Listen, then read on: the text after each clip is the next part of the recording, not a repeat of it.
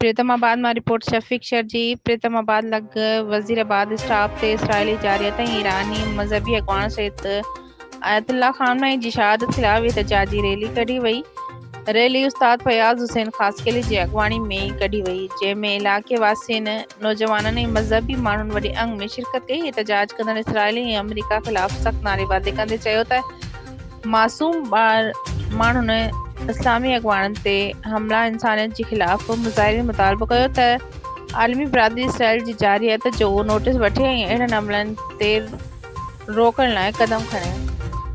मुक़ररनि पंहिंजा ख़िताब में चयो त ईरानी अगवान सईद आयतुल्ला खामनई जी शहादत इस्लामी दुनिया लाइ वॾो सदमो आहे। मुसलमाननि खे मुतहद थी ज़ुल्म ख़िलाफ़ आवाज़ बुलंद करणु घुरिजे।